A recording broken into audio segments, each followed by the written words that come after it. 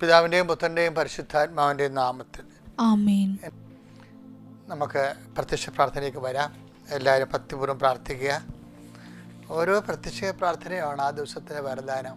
അമ്മേ പരിശുദ്ധ അമ്മേ, അമ്മേ പരിശുദ്ധ ദൈവമാതാവേ, ദൈവമാതാവേ, അന്ന് അങ്ങ് കൃപാസനത്തിൽ പ്രത്യക്ഷപ്പെട്ട് വരാൻ പോകുന്ന മഹാദുരന്തത്തിൽ നിന്ന് രക്ഷപ്പെടാനും എല്ലാവർക്കും വേണ്ടി പ്രാർത്ഥിക്കുവാനും ആവശ്യപ്പെട്ടിട്ട് 20 വർഷം തികയുന്ന ഈ വേളയിൽ കൃപാസനത്തിലൂടെ ഞങ്ങൾക്കും ഈ ദേശത്തിനും അങ്ങ് മധ്യസ്ഥം തേടി തന്ന എല്ലാ അനുഗ്രഹങ്ങൾക്കും കൃപകൾക്കും ഞങ്ങളിപ്പോൾ ഹൃദയം നന്ദി പറയുന്നു.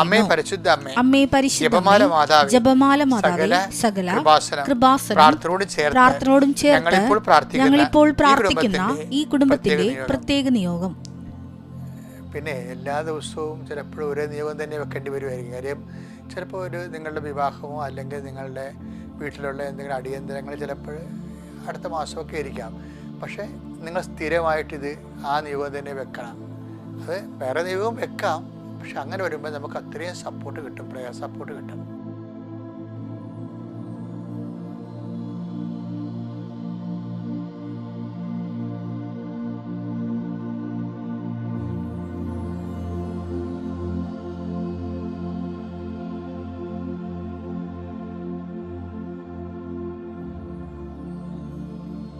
അമ്മയുടെ പ്രത്യക്ഷീകരണത്തിന്റെ ഈ ദ്വാദശക വേളയിൽ ഞങ്ങൾക്ക് സാധിച്ചു തരുവാൻ കനിയണമേ. വിശ്വാസ പ്രമാണം.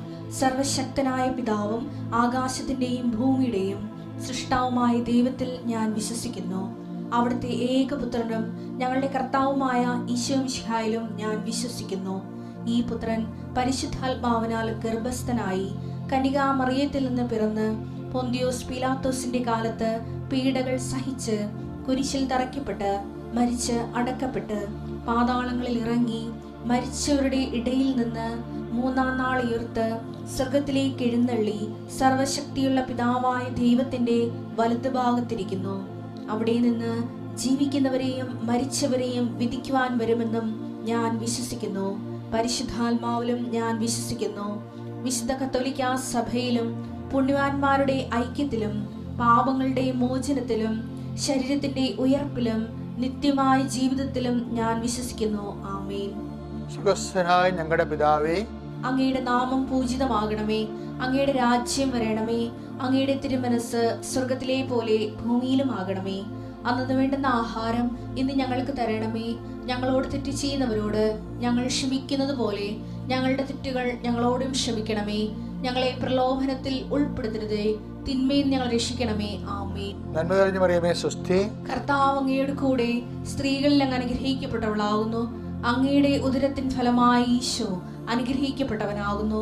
പരിശുദ്ധ മറിയമേ, തമ്പുരാന്റെ അമ്മേ, പാപികളായ ഞങ്ങൾക്ക് വേണ്ടി ഇപ്പോഴും ഞങ്ങളുടെ മരണസമയത്തും തമ്പുരാനോട് അപേക്ഷിക്കണമേ. ആമേൻ.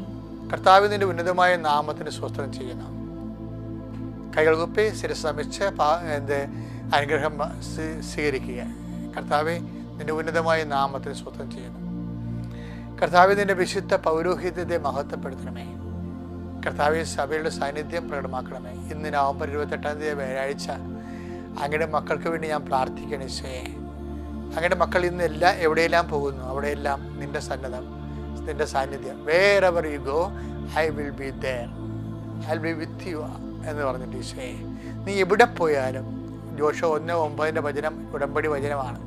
ഉടമ്പടി വാഗ്ദാനമാണ്. അത് ഉടമ്പടി എടുത്തിരിക്കുന്നവർക്ക്, അത് വിശ്വസിക്കുന്നവർക്ക് ദൈവം അത് നിരന്തരം നിന്ന് ഫലിക്കുന്ന വചനങ്ങളാണ്. അതാണ് wherever you go I will be there, I will be with you. നീ എവിടെ പോയാലും നിന്റെ കൂടെ ഞാനുണ്ടായിരിക്കും. കർത്താവെ, അങ്ങയുടെ സാന്നിധ്യം അങ്ങയുടെ മക്കളെ ജീവിതത്തിൻ്റെ ഓരോ ആവശ്യത്തിനെയും ഇന്ന് പോകുന്ന എല്ലാ ഇടങ്ങളിലും അങ്ങയുടെ സാന്നിധ്യം ഉണ്ടാകട്ടെ. ഇന്ന് ഞങ്ങളുടെ കുടുംബത്തിൻ്റെ നിലനിൽപ്പിന് വേണ്ടി, ജീവിതത്തിൻ്റെ നിലനിൽപ്പിന് വേണ്ടി കണ്ടുമുട്ടുന്ന ഓരോ വ്യക്തികളിലും അവരുടെ ഞങ്ങളുടെ സംഭാഷണ മധ്യേ കർത്താവെ, നിന്റെ സാന്നിധ്യം പ്രകടമാകണമെന്ന് പ്രാർത്ഥിക്കുന്നു. കർത്താവെ, എന്ത് നടക്കാത്ത കാര്യമായാലും, എന്ത് ചെയ്തു തരാൻ ബുദ്ധിമുട്ടുള്ള വിഷയമായാലും, കർത്താവെ, നീ പറഞ്ഞല്ലോ നിന്റെ ഭാരം ലഘുവാണെന്ന്. അതുപോലെ കർത്താവ് നിൻ്റെ ഭാരമാക്കി ഞങ്ങളുടെ ഭാരത്തെ മാറ്റണമെന്ന് പ്രാർത്ഥിക്കുന്നു. അപ്പോഴത് ഓട്ടോമാറ്റിക്കായിട്ട് ലഘുവായി മാറും. കർത്താവ് നിൻ്റെ മക്കൾക്ക് വേണ്ടി പ്രാർത്ഥിക്കുകയാണ്. അവിടെ ഇന്നത്തെ ഭാരങ്ങൾ നീ ലഘുവാക്കണമെന്ന് പ്രാർത്ഥിക്കുന്നു. നിൻ്റെ സ്നേഹം കൊണ്ട്, നിന്നിലുള്ള ഞങ്ങളുടെ വിശ്വാസം കൊണ്ട്, നിന്നിലുള്ള ഞങ്ങളുടെ ആശ്രയങ്ങൾ കൊണ്ട് ഞങ്ങളുടെ ജീവിതഭാരം നിൻ്റെ നാമത്തിലെ ലഘുവാകട്ടെ എന്ന് ഈശോനാമത്തിൽ പ്രതീക്ഷിക്കുന്നു, പ്രത്യാശിക്കുന്നു, ഈശോനാമത്തിൽ കൽപ്പിക്കുന്നു. ദൈവത്തിൻ്റെ കരുണ നിന്നെ ആവശ്യിക്കട്ടെ. നിൻ്റെ തീരുമാനങ്ങൾ, ഇന്നത്തെ ദിവസത്തെ തീരുമാനങ്ങൾ കർത്താവ് പൂർണ്ണമായി ഏറ്റെടുക്കട്ടെ എന്ന് പ്രാർത്ഥിക്കുന്നു. കർത്താവിൻ്റെ ചൈതന്യം നിങ്ങളിലേക്ക് ആവശ്യിക്കട്ടെ. അടിപ്പിണർ പോലെ വൈതാക്കാലം പോലെ ദൈവികമായ കർത്താവ് ഇരുണ്ടുപോയ മനസ്സുകളെ കർത്താവ് മനസ്സിന് വിഷമം ഉണ്ടാക്കുന്ന സാഹചര്യങ്ങളുള്ളവരെ, ജീവിതത്തെ ഹൃദയത്തിന് ഭാരമുള്ളവരെ, കർത്താവ് ആരും സഹായിക്കാൻ ഇല്ലല്ലോ, ഞാൻ ഒറ്റയ്ക്ക് എന്ത് ചെയ്യും എന്ന് വിചാരിച്ചുകൊണ്ട് വിഷമിക്കുന്നവർ, അവരെല്ലാം നീ ശക്തിപ്പെടുത്തണം. അമ്മേ, പരിശുദ്ധ അമ്മേ, കുരിശിന് ചുവട്ടിൽ നിന്നത് ശക്തിയാലാണ് നിന്നത്, നീ ധൈര്യത്താലാണ് നിന്നത്. നിന്നെ ശക്തിപ്പെടുത്തി ധൈര്യപ്പെടുത്തിയ അതേ ആത്മാവിൻ്റെ ശക്തിയാൽ ഏത് കുരിശിന് ചുവട്ടിൽ നിൽക്കുന്നവരെ ഇപ്പോൾ ബലപ്പെടുത്തണമെന്ന് പ്രാർത്ഥിക്കുന്നു. എൻ്റെ കർത്താവിൻ്റെ ഉന്നതമായ നാമത്തിൽ, സഭയുടെ അധികാരത്തിൽ, കുരിശിൻ്റെ അടയാള ദൈവശക്തിയാൽ നീ ബലപ്പെടട്ടെ, നീ ശക്തി പ്രാപിക്കട്ടെ, നീ സൗഖ്യം പ്രാപിക്കട്ടെ, നിനക്ക് സമാധാനം കൈവരട്ടെ. Lord infuse the spirit of power and grace. എൻ്റെ പ്രിയപ്പെട്ടവർ, നമ്മൾ ഇന്ന് അവർ ഡെയിലി ബ്രെഡിലെ അന്ന് വേണ്ട ആഹാരത്തിൽ അനുദിന പ്രാർത്ഥനയിൽ ഇപ്പം അനുദിന പ്രാർത്ഥന ഇപ്പം കഴിഞ്ഞത്. ഇനി ഇതിനകത്തുള്ള വചനമാണ് ഡെയിലി ബ്രെഡ് എന്ന് പറയുന്നത്. അവർ ഡെയിലി ബ്രെഡിൽ നമ്മൾ ഇന്ന് വായിക്കാൻ പോകുന്ന വചനം ലൂക്കായുടെ സുവിശേഷം 8:16. ആരും വിളക്ക് കൊളുത്തി പാത്രം കൊണ്ട് മൂടുകയോ കട്ടിലിനടിയിൽ വയ്ക്കുകയോ ചെയ്യുന്നില്ല. ലൂക്കാ സുവിശേഷം 8:16. ആരും വിളക്ക് കൊളുത്തി പാത്രം കൊണ്ട് മൂടുകയോ കട്ടിലിനടിയിൽ വെക്കുകയോ ചെയ്യാറില്ല.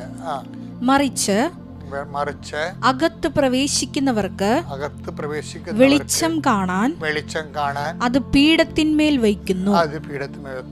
സാധനം നമുക്കറിയാമല്ലോ, വിളക്ക് കെടുത്തുമ്പോഴാണ് യഹൂദ പാരമ്പര്യം അനുസരിച്ച് ഒരുതരം ഗ്ലാസ് പോലെ പാത്രം കൊണ്ട് മൂടുന്നത്. ഇപ്പോഴും അങ്ങനെ ചെയ്യുന്ന ആൾക്കാരുണ്ട്. പണ്ടൊക്കെ നമ്മുടെ പല പള്ളികളിലൊക്കെ അൾത്താരയിൽ തിരി കത്തിക്കുമ്പോൾ ഒരു കപ്പേര്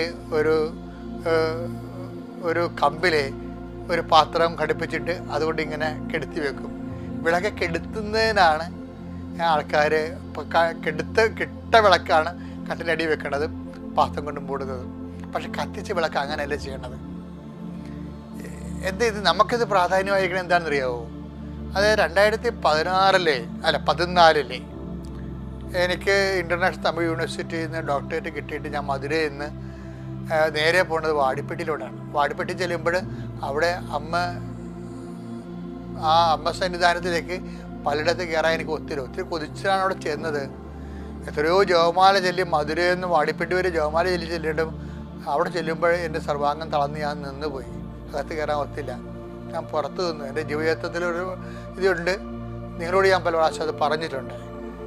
അപ്പോൾ ഞാൻ പുറത്ത് നിൽക്കുകയാണ്. നിന്നതിന് ശേഷം ഞാൻ ഉടനെ വിജയകുമാർ തങ്കച്ചായനും ഒക്കെ അകത്ത് കയറി, സണ്ണിയൊക്കെ അകത്ത് കയറി നേർച്ച കിട്ടിയിട്ട് തിരിച്ചു വന്ന്. അപ്പോൾ എന്നോട് ചോദിച്ചു നേർച്ച കിട്ടുന്നില്ല ചോദിച്ചപ്പോൾ എനിക്കകത്ത് കയറാൻ അനുവാദം ഇല്ല എന്ന് പറഞ്ഞു. കാര്യം അമ്മ എന്താ പറഞ്ഞു വെച്ച് കഴിഞ്ഞാൽ, ഇതിനേക്കാൾ വ്യക്തമായിട്ടും പുഷ്പം പോലെ പൂ പോലെ വെളിച്ചത്തിലാണ് നിൻ്റെ മുമ്പിൽ ഞാൻ പ്രത്യക്ഷപ്പെട്ട സമയഘടികാരവും നെഞ്ചിൽ ചാർത്തിക്കൊണ്ട് ദൈവിക ദൗത്യം കാണിച്ചു തന്നത്, ദുരന്തമുണ്ടാകാൻ പ്രാർത്ഥിക്കണമെന്ന് പറഞ്ഞത്. നീ 10 കൊല്ലമായിട്ട് അമ്മ അനങ്ങിയിട്ടില്ല. അപ്പോൾ 2004 സംഭവിച്ചതല്ലേ.